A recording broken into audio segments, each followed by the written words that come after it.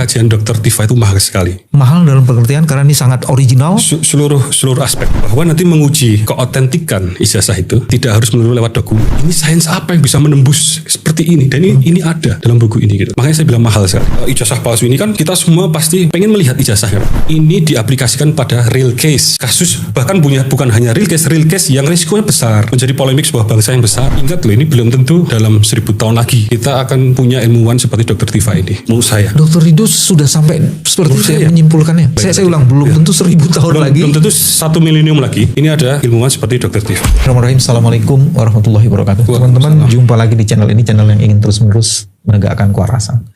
Alhamdulillah, penjaga kewarasannya atau penegak kewarasannya sudah hadir.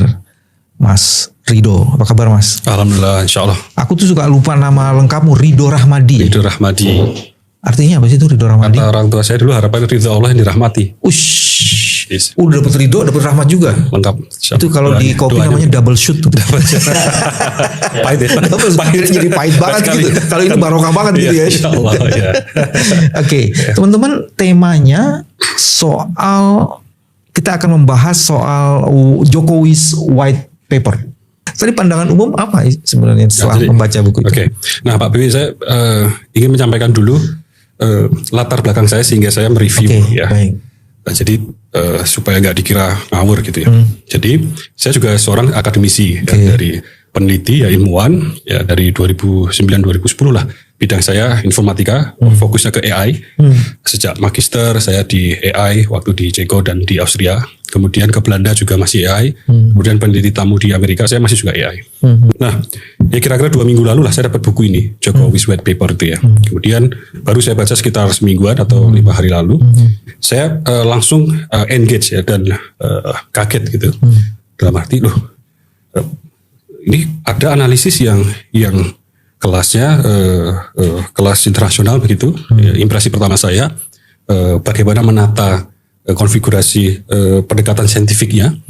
Terus saya semakin dalami, ini siapa ini? Oh, ini Dr. Rismon bagian ini. Kan itu ada 3 penulis, Pak Roy Suryo, Pak Rismon, dan juga Bu Tifa, ya Bu Dr. Tifa. Saya engage pertama kali di bagian itu karena sangat relate dengan bidang saya di AI. Jadi saya melihat tatanannya itu sama persis ya dengan standar pendekatan yang saintifik. Jadi kemudian dalam seminggu ini saya dalami, kemudian kemarin saya membuat pemaparan dalam bentuk video itu. Saya sangat yakin bahwa ini adalah karya ilmiah, gitu ya. Ini adalah sebuah karya ilmiah. Mengapa nanti saya jelaskan setelah ini. Gitu. Saya belum pernah ketemu Dr. Rismon ketika membuat review tersebut. Dr. Tifa belum pernah sampai sekarang langsung. Kalau Pak Roy ya dalam beberapa kesempatan ya gitu ya, kita pernah ketemu. Artinya yang saya sampaikan itu bukan karena hubungan pertemanan, gitu, karena murni apa yang saya kaji gitu. Nah, dalam dunia sains itu Pak, kita ingin menyingkap kebenaran, kita ingin memvalidasi sebuah atau menjawab sebuah permasalahan, mencari solusi dalam rangka itu biasanya kita nanti memvalidasi kebenaran ataupun hipotesis dan lain segala macam. Nah, untuk menuju ke sana berarti ada permasalahan besar nih.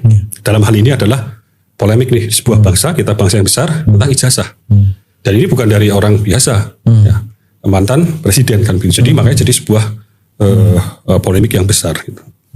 Itu permasalahannya. Kemudian ingin dibuktikan ini otentik atau tidak. Ya, ada orang ada yang menggunakan istilah asli atau tidak gitu. Dari apa? Dari dokumen citra digital yang beredar. Ya. Kemudian Dr. Rismon ini pendekatannya sangat ilmiah. Di mana ilmiahnya? Jadi pertama biasanya selalu menjawab sebuah permasalahan itu dengan hipotesis, dengan asumsi. Itu di seluruh standar dunia sains pasti seperti itu. Metodologinya seperti itu. Seperti itu. Nggak mungkin kita tanpa itu, nggak mungkin nalar manusia ini bisa langsung melihat secara komprehensif. Jadi berangkat dari sesuatu yang sederhana. Oke. Nah ini makanya kalau kita lihat di jurnal-jurnal internasional, di bab awal itu selalu kita temukan kata we assume. We presume ya atau presumably ya, itu pasti itu kan, karena menandakan bahwa kita harus berangkat dari sebuah hipotesis.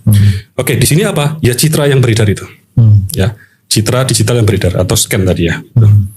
Di situ Pak Dr. Rismon itu kemudian melakukan analisis menggunakan pendekatan image processing. Image processing. Iya, jadi image processing itu ya pemrosesan citra gitu, citra digital. Itu biasa digunakan dalam forensika digital juga. untuk melihat keaslian, ya, keotentikan dari berbagai macam aspek. Umpama kalau dokumen digital itu bisa dilihat pola kompresinya. Kalau dia dokumen asli, kompresinya lebih terlihat merata. Kalau ini ada yang ganjil, berarti ada yang lebih menonjol dan segala macam. Itu contohnya. Ya. Kemudian melihat kalau dokumen ijazah itu ya, yang zaman dulu, nggak tahu zaman sekarang ya. Zaman dulu itu biasa dicetak dulu Pak, atau ditulis dulu huruf-huruf itu, baru di logo univnya itu di kemudian, sehingga ada tumpang tindihnya antara huruf dan logo. Nah itu dia lakukan itu, menggunakan semua pendekatan image processing, melihat gitu ya, secara kuantitatif. Basis image processing Pak, itu adalah matematika. Matematika.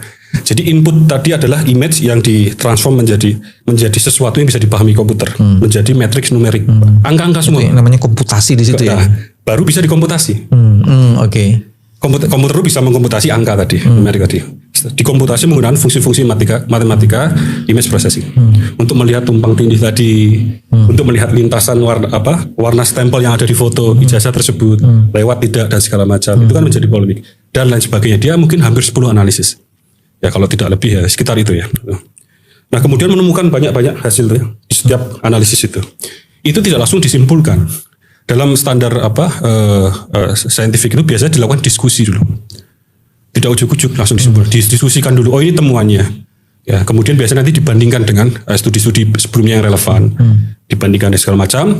Jadi pembaca itu kita semua melihat ini dari sisi yang lebih luas, komprehensif. Kemudian baru dibuat kesimpulan. Kesimpulannya juga berdasarkan temuan. Tidak boleh menemukan A, dia bilang nanti hasilnya apa. Gitu. Nah, jadi tidak ada yang saya baca itu, tidak ada sentimen pribadi, tidak ada pendapat pribadi yang sifatnya subjektif. Murni semua menggunakan pendekatan image processing dengan input itu tadi, ya, dari citra yang beredar tadi, dan itulah hipotesis terbaik. Ya, hipotesis terbaik saat ini, asumsi terbaik itulah adalah citra yang dianggap asli tadi. Kemudian image processing didiskusikan dan hasil itulah dia simpulkan berdasarkan temuan itu. Itu yang dilakukan Pak. Dia meneliti irisan atau analisis tumpang tindih, namanya overlapping analysis dari logo dan huruf tadi. Ya kalau dia meneliti 2 dokumen A dan B. Yang asli, yang satu yang A berasumsi asli, yang B ini dari yang beredar tadi Pak Jokowi tadi. Ijazah Pak Jokowi. Yang saya tangkap di dalam percakapan di media terhadap proses pemeriksaan itu, saya menangkap ini ya, dan mensinyalir bahwa pemeriksaan terhadap Rismon itu akan diarahkan seolah-olah dia melakukan edit. Ya.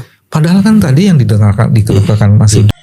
Nah, teman-teman kembali lagi di channel ini. Jangan lupa subscribe dan komen agar tidak ketinggalan informasi lebih lanjut serta informasi-informasi terbaru yang akan kita sampaikan. Nah, teman-teman, kita tahu bahwa dalam cuplikan video tersebut ya sangat-sangat menarik sekali ya untuk kita bahas. Yang dimana dalam cuplikan itu ya mantan dari Rektor UGM yang mengungkapkan ya semakin banyak orang-orang yang menyuarakan kebenaran di tengah-tengah kebohongan yang sudah terjadi dalam tudingan kasus Bapak Jokowi ini. Ya kita tahu bahwa Prof. Tono ini memberikan pernyataan itu supaya kita bisa memahami ya dalam membedakan ijazah asli serta ijazah palsu.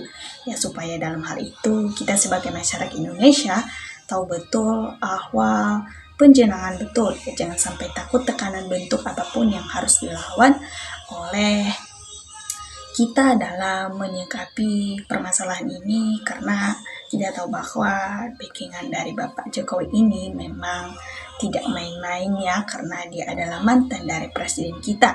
Namun kita adalah seorang rakyat biasa yang hanya menyuarakan aspirasi kita dalam penegasan untuk hukum di negara kita. Ya tentunya kita ini sudah tahu bahwa sudah beredar di beberapa media sosial hingga sampai sekarang masih belum ada tanggapan masing-masing atau suatu tindakan dalam menyikapi tudingan kasus ini. Ya coba saja Bapak Jokowi suruh menjelaskan rincian seperti ini, ya mungkin dalam itu kita bisa mengenali apa yang asli dan mana yang palsu. Ya dalam pemahaman ini kita bisa mengetahui Ya ternyata memang benar ya, dan banyak orang yang sudah menyaksikan dalam hal itu menanggapi kasus-kasus ini. Ya semakin banyak juga yang menutupi kebohongan hingga membuat kebohongan baru, ya hidupnya serta keluarganya semakin tidak baik-baik saja. Nah, semakin menutupi kebohongan, semakin banyak kebenaran-kebenaran terbongkar. Ya soalnya para alumni-alumni ini biarlah mereka bersatu dalam menjaga dari orang-orang yang memanfaatkan ya untuk kepentingan pribadi dan kelompoknya. Biarlah mereka memberikan tanggapan mereka.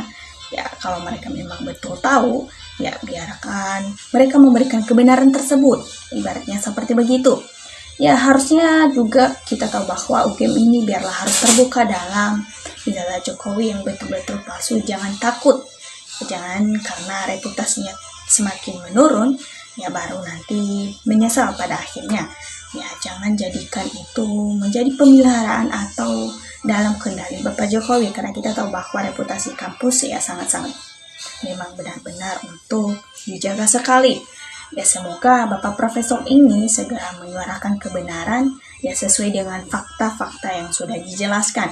Karena kita tahu bahwa Rektor UGM ini memang benar-benar menutup-nutupi yang menjaga nama kampusnya yang dibangga-banggakan gitu, namun sebaliknya malah menurunkan reputasi yang kemungkinan bisa terang benderang rakyat ini semakin tidak lagi suka memberikan anak-anak mereka ketika seperti begitu. Tapi sebaliknya ketika memberikan kebenaran, menyuarakan kebenaran, maka kemungkinan besar ya terus terang benderang rakyat akan mendukung ya tentunya, karena kita tahu bahwa kasus ini tidak akan pernah kelar kalau memang tidak ada banyak orang yang menyuarakan ya kebenaran-kebenaran itu ya disertai juga dengan bukti-bukti yang jelas gitu. Ya karena kita tahu banyak yang sudah menyuarakan, terutama Roy Suryo ini ya dari dulu hingga sampai sekarang dia tidak pernah mengenal lelah ya, hingga satu persatu terbongkar ya semakin diselidiki ya walaupun tidak sepenuhnya, tapi setidaknya ada tanggapan atau respon ya dari belah pihak pemerintah dalam mengambil tindakan tersebut. Ya kita tahu bahwa juga Roy Suryo ini penjuang kejujuran dan kebenaran, ya kita usulkan saja supaya dia bisa menjadi orang-orang yang benar-benar menyuarakan itu. Nah, karena di lembaga pendidikan yang namanya lembaga pendidikan selain menambah wawasan pengetahuan, ya tentu juga membentuk karakter para mahasiswa dan menjadikan pedoman kita ya tentunya. Makanya tolong diberikan keteladanan bagi masyarakat secara umum, ya apalagi diberikan keteladanan khususnya bagi para mahasiswa ya supaya jangan sampai ya hal ini bisa menjadi tidak menjadi semangat ya bagi generasi sebelumnya. Ya semoga saja mereka bisa menyuarakan kebenaran-kebenaran ini sesuai dengan fakta-fakta yang berlanjut ya, serta data-data ini sudah jelas dan sudah 75% bisa dikatakan sudah palsu. Cuma saja kita tunggu tanggapan-tanggapan dari mereka dalam menyikapi hal ini. Ya, semakin banyak orang yang berbicara dengan kebenaran, semakin terbongkar juga kebohongan-kebohongan mereka. Ya makanya kita harus memberikan apresiasi bagi orang-orang yang rela meluangkan waktu mereka ini. Dan apalagi Prof ini yang artinya keilmuan yang benar-benar dijaga dari kecemaran antara perselingkuhan penguasa dan penguasa. Ya, semoga Prof Tono ini diberikan kesehatan ya dalam menyikapi kebenaran-kebenaran. Ya Jokowi harus membelanya, merasa bahwa perbuatannya atau kebohongannya tidak ada balasan atau akibat yang mereka rasakan. Semoga juga terbalaskan. Ya, kita tahu bahwa semakin banyak orang yang menyuarakan itu, semakin banyak juga kebohongan yang terbongkar. Nah, teman-teman, demikian dari video ini. Kita akan lanjut lebih lagi. Dan jangan lupa berikan tanggapannya di kolom komentar. Ya, tanggapan teman-teman sangat berarti sekali. Supaya kita bisa saling bertukar pikir dalam menyikapi situasi-situasi politik yang ada di negara kita ini. Terima kasih, teman-teman.